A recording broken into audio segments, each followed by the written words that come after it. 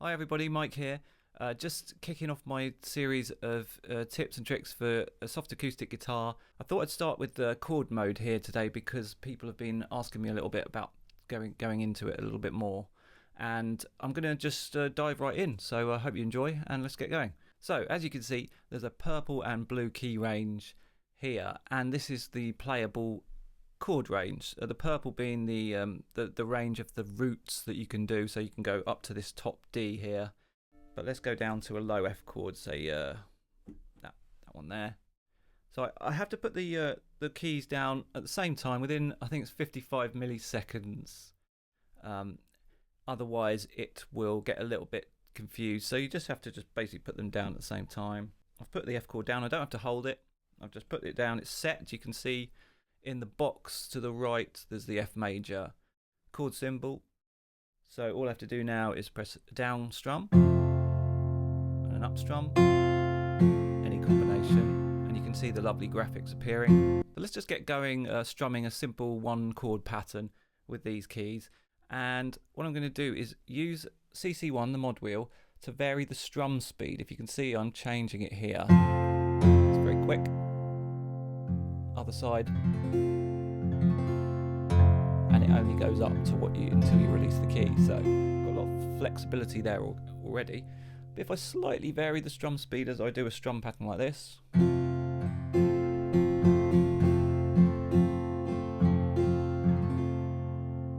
then you can have a nice slow down like that, which is really effective.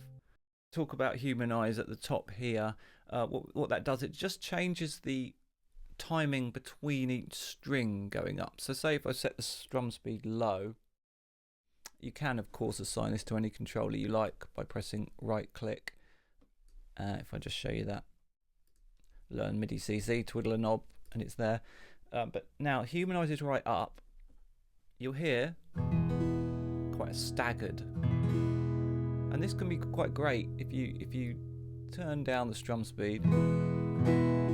It just makes it very unpredictable at top level. Humanize, I kind of keep it just below halfway or something like that. It really just humanizes the thing even more. Okay, so we're getting to the voicing part now, which is set on auto, and that means you can put in just your typical triads, and the instrument will convert it into beautiful, authentic sounding chord voicings.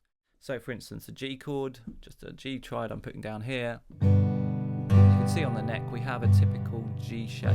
You don't have to know about that, it just sounds like a G chord.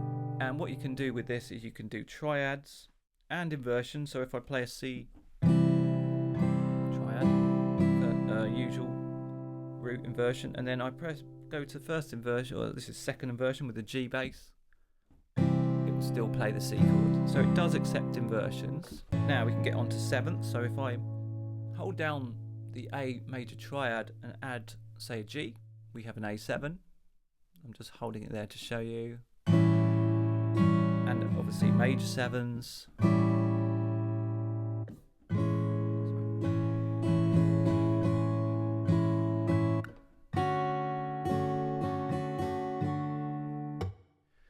And then we have susses. So say if I take a C sus4, C sus2, back to major. So it covers all the majors, minors, sevenths, and minor major seventh as well, which would be something like this. And that's as far as it goes. If you want anything more than that, you're going to want to switch it to manual. Now in manual mode, really anything goes here, so I can hold down an E and an F note. Lovely. Maybe add an A. Add a B. You know, I can go into the jazzier type, you know, minor 7 flat 5s and stuff like that. So to summarise with manual, anything goes really. You don't see the active strings light up because they're not relevant, because you could have two notes, like I say, you know, a D sharp and an E, which would be pretty much on the same string. Doesn't make sense. So that's really down to you to experiment with. So I'm going to start this chord sequence and then just change chords along the way. And what I do is I just change chords just before the next strum, which simulates the guitar going backwards and forwards. You can see past my microphone there, and squeak, and you have the squeak sounds to go along with the chord change. So when you press a key down, you'll hear the squeak sounds. Here we go. I'll start on F.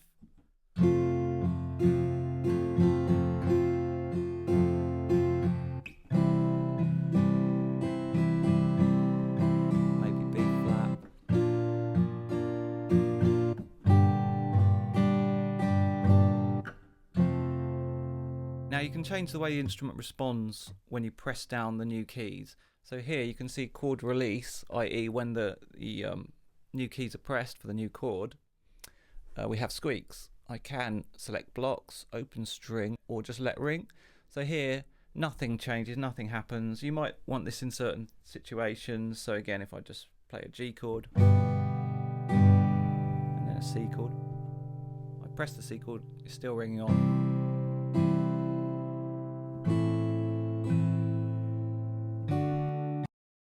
I'm just going to talk about this active strings area. This is showing the active strings. I can click off them and say here I just have the bottom 3 strings, so when I hit the strum key I get those. Again, fantastic for when you want to just keep things in a certain range. I could even skip strings. You can also make strings open and keep them open no matter what chord you put down. So say if I put the first 2 as open, I play something like a C sharp minor, and you get that lovely, and a B, A. Here's just a little thing, again I'll get into another time, but if I go to the calibrate page and select open major tuning, what it does is it tunes each string to the note of a chord, namely D major, as you can see with the tuning pegs at the top on the head of the guitar. So if I select a D chord, it will, if I go through the arpeggio keys on the right, the yellow keys, you see it spells out a D chord, or I could strum them. If I could go to a G,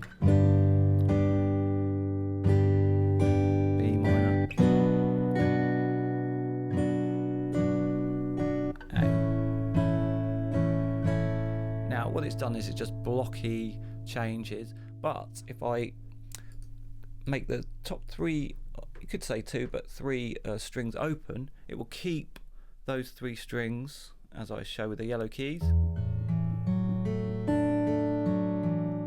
We've still got, as you can see, an A major,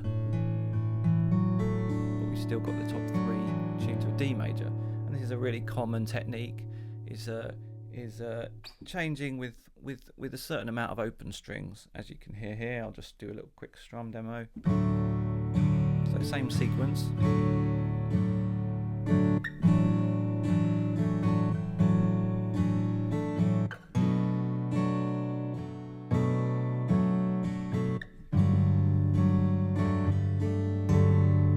And you can hear that just sounds lovely and glistening and wishy-washy. Beautiful. So just talking about these yellow keys on the right hand side, spelling out each string. I'm just going to go back to normal tuning, and what we can do is sort of combine strums and chords. Say if I pick a chord of G, so I'll go.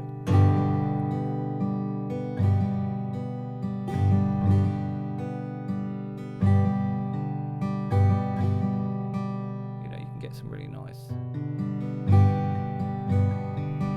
Okay, so looking at some other keys and options here around the screen, we have hits, other string hits, body hits, and just a few other little more exotic hits.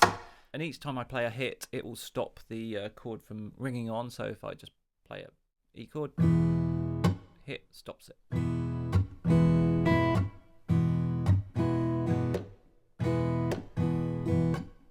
I could combine hits. And there's loads of them, triggered via velocity, so you can actually, if you go into the MIDI, select ones you like, so it gives you full control over that. You can actually turn chord sustain off if you'd like short chords or chords that are released when you release the key. Okay, so chord sustain back on. We have shape here, fluid or fix. So this is all to do with chord shapes, and the shapes will remain the same, creating a kind of a blocky movement across the neck. So if I just play you a E chord, and you can see on the neck, it's that particular shape, which is the E shape or E type, we call it. If I turn on the shape to fix, and when I change chords, say I pick an A, it will move the same shape up the neck. So if I release the fix, it will then go back into the usual authentic kind of voicing. That's a G chord, which is how we play a G on the guitar. That's a D chord, a triangular kind of shape. So again, if I've got that triangular shape, if I press fix, and then I go up to an E, you see the triangle moves, turn it into a minor, it shifts one of the notes back. And one final thing, we have soft strums here, just to explain this. Low, mid, high or full, and I just strum a chord. Let's just pick a G again. It does the full range of strings no matter what velocity I do. For soft strums, if I want to just stick to the low, this is really useful for just going a full chord on a hard hit and a partial chord just for the low strings on a soft hit.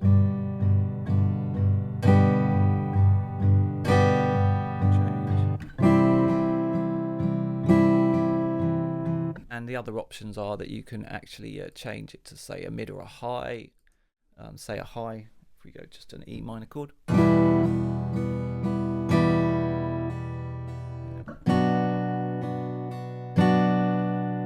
So you can see how useful that will be. Okay, so that's soft acoustic guitar chord mode, just a little tour, and it covers the basic features. There's more to go into, like I say, with capos and tuning and things like this. Different styles, I'll be talking about MIDI and things like that, how to really fine-tune things. But let me know any questions you might have, anything I've missed, and please stay tuned, more videos coming soon. Thanks again, cheers.